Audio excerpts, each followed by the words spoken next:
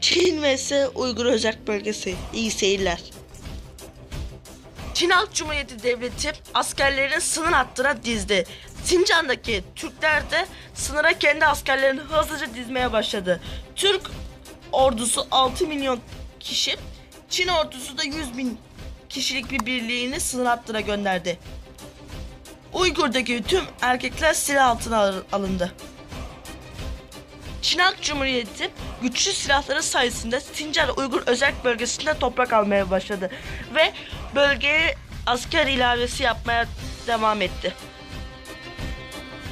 Amerika Birleşik Devletleri Çin'i zayıflatmak amacıyla Sincan Uygur Özerk Bölgesi'ne güçlü silahlarını bıraktı. Rusya da buna inat olarak Çin'e güçlü silahlarını, tabancalarını, kurşunlarını, ayrıca S-400 hava savunma sistemlerini, uçaklarını verdi. Güçlü saldırıları sonucunda Çin Halk Cumhuriyeti'nden toprak almayı başarır. Çin birlikleri geri çekilir ve Pekin'den bölgeye 500 binlik bir askeri takviye yapılır. Çin birlikleri Uygur Devleti'nin kuzey ve güney bölgesinden toprak almaya başarır. Uygur Özerk Bölgesi kalan 10 milyon askeriyle o bölgeye saldırmaya başlar ve saldırması başarılı bir şekilde sonuçlanır.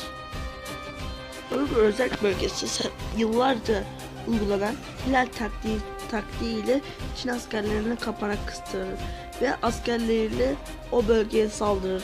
Askerlere teslim olması yönünde çağrı yapılır. Askerler bunu kabul etmeyince Uygur askerleri Çin askerlerinin hepsini katleder. Bölgede hiç askeri kalmayan Çin geri çekilmek zorunda kalır ve kalan askerlerini geri çeker ve Moğolistan'a savaşa girmesi yerinde baskı yapmaya başlar. Moğolistan devleti savaşa girme kararı alır. Uygur Özerk Bölgesi Çin'i iyice geri çektirdiği için Çin Halk Cumhuriyeti bölgedeki askerlerini geri çeker ve askerleri Moğolistan üzerine sürmeye başlar. Uygur Özerk Bölgesi 50 binlik askeri olan Moğolistan devletine saldırır ve 24 saat içinde başkent Ulan-Bator'u düşürmeye başarır. Çin birlikleri de buna engel olmak istese de Uygur'daki Amerikan silahları buna engel olur. Rusya savaşa katılmak için meclisine bu öneriyi getirir. Amerika baskısı yüzünden savaşa katılmamaya karar verir. Uygur Özerk Bölgesi 8 saat içinde kalan Moğolistan topraklarında kendi topraklarına kadar bir Çin Uygur Devleti'ne barışma isteği gönderir.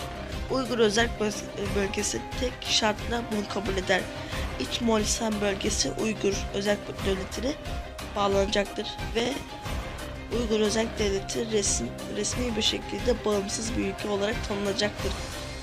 Şartını koyar. Çin de bunu kabul eder ve İç Moğolistan bölgesini Uygur Devleti'ne verir. Uygur Devleti İç Moğolistan bölgesine kendi himayesinde olan ama iç işlerinde kendi kendine idare edebilen bir Moğol devleti kurar ve elindeki 2 milyonluk Moğol nüfusunu o bölgeye gönderir. Kendisini saldıran Moğol askerlerini de sınır dışı ederek cezalandırır. Sırasıyla ilk olarak Amerika Birleşik Devletleri, sonra Türkiye, Azerbaycan, Pakistan, diğer Türk ülkeleri, Kıbrıs Adası, Hindistan, Nepal, bu yeni kurulan Uygur Devleti'nin resmi olarak tanır. Çin de daha sonra bu devleti tanır. Ama tek tanımayan ülke Kuzey Kore olur. Uygur Devleti'nin bayrağı ekranda görülen gibi olur. Ayrıca kendi içinde bulundurduğu çok güçlü fabrikaları ve askeri gücüyle dünyanın 10. en güçlü devleti olur. Çin Halk Cumhuriyeti de geri sıralara düşmeye başlar. Bir sonraki video Kafkasya'daki Türk devletleri birleşseydi ne olurdu adlı video.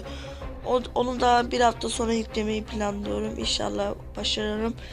Bu videoyu beğendiyseniz like atmayı ve yorum yazmayı unutmayın. Hoşçakalın. Bay bay.